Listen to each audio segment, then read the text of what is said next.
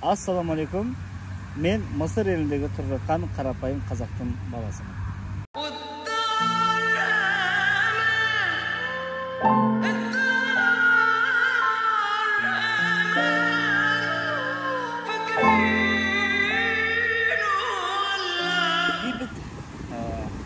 Египет халқы 100 миллионнан аса халқысы бар.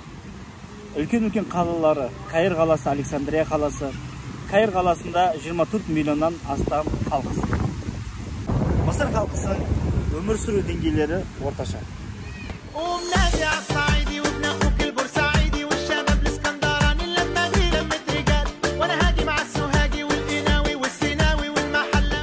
Каир қаласы, яғни Мысырдың астанасы Каир. Каир қаласы 24 миллион халқысы бар. Үлкен қалалардың бірі. Каир екіге бөлінеді. Каир бір жағы Гиза, Нил өзені ар жағы Гиза, яғни бер жағы Мадинатун Насыр. Гиза.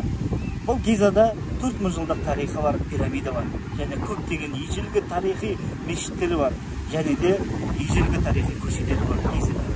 Енді Мадинат Насыр. Мадинат Насырда, яғни қазақтар, өзбектер, қырғыз, орыстардың, яғни шоғырланған, ісінгі халқының шоғырланған жері. Насыр Сити. Соның ішіндегі Хайз-Замин деп арабша айтады, яғни 8-ші район. 8-ші районда біздер, яғни 100-ден аста жартысы шабаптар деген, яғни жастар, үйленбеген бойдақтар, және де үйленген отбасылар, айтқан кезде 100-ден асады. Барлығымыз бір районда тұрамыз, 8-ші район. 8-ші районда қазақтар неге тұрады? Қазақтар бұрынғы келген ағаларымыз осы жерде шоғырланған, осы 8-ші районда, және де біз де соны жалғастырып келе жатырмыз. Не үшін қазақтар Мысырға келеді тұруға? 4 жылда, 5 жылда. Өйткені бұл жерде бүткіл әлемге аты танылған Аль-Азғар, 1000 жылдық тарихы бар Аль-Азғар университетіне түсуге келеді. Және де 8-ші районда пәтерлердің құны, яғни біздер жалдап жатқан пәтерлердің құны 2500 жүней, яғни 80 мың теңгемен 3500, 4000 жүнейға дейін барады, 120 мың, 100 мың теңгеден араларында болады. Бұл суммадағы пәтерлер, яғни пәтерлер ішінде мафрушасыз деп бөлінеді, яғни фады дейді.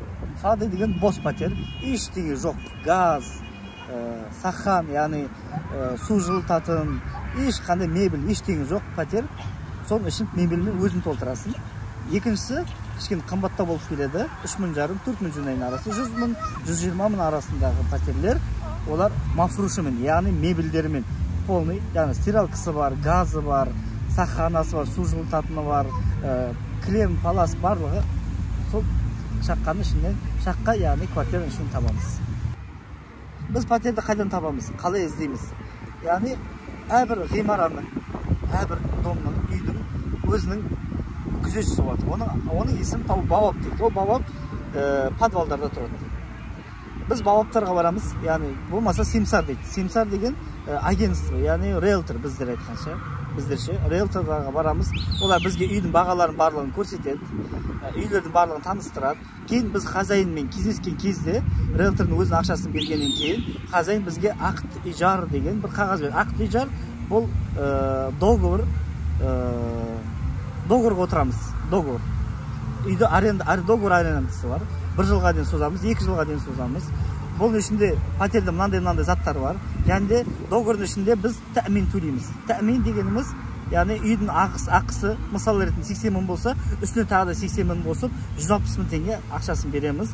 Бірақ кейін шығып бара жатқан кезде сол үйлері бізге сол ақшаны қайтарып беру керек. Яғни үйдің ешқандай заты сынбаса, барлығын тексеріп болғаннан кейін үстіне төлеген тәмин ақшасын бізге қайтарып береді. Бірақ мысырлықтар өкінішке орай кейбір мысырлықтар қайтарып бермейді.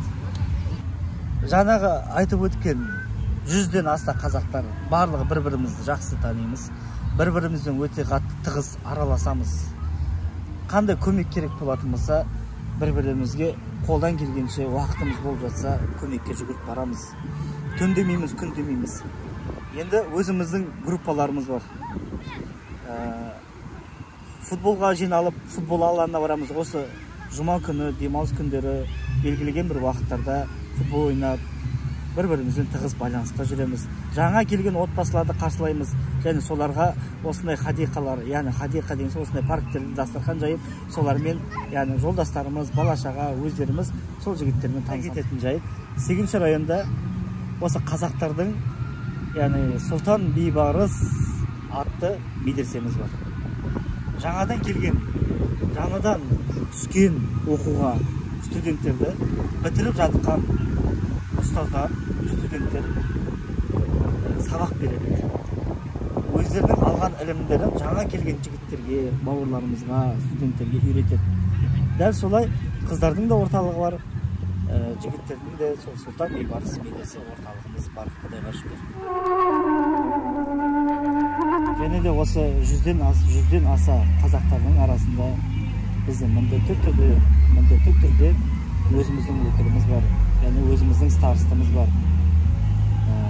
Жаңадан келген оқушылардың, студенттердің виза мәселесін, оқуға түсіру мәселесін,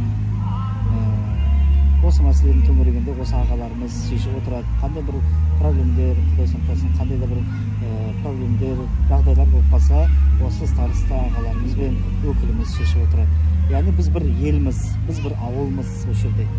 Тәртіпсіз ел болмайды дейді. Сондықтан біз бір осы жерде тәртібіміз бар, тәртіпке берік болған, өзіміздің осы өкілімізді, старостамызды әрдайым бағалап, құрмет етіп, олардың бір айтқан сөздері біз үшін үлкен бір заң. Мысыр халқы өте қарапайым, байы болсын, кедейі болсын, баршасы қарапайым болып келеді. Қандай сұрақ қойсаң да, сол сұрағын жауабын міндетті түрде табасың. Кез келген арабтан. Сондықтан Мысыр елі өте керемет.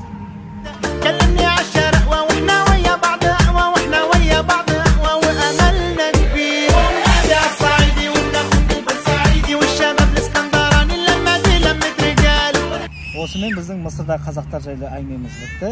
Сізбен болған мен, Мысырдың қарапайым қазақ баласы. Бізбен бірге болыңыздар. Біз сізге Мысырдың басқа қырынан танытамыз. Және Мысырдың көптеген тарихи жерлерін бірге аралайтын боламыз. Қош сау болыңыздар.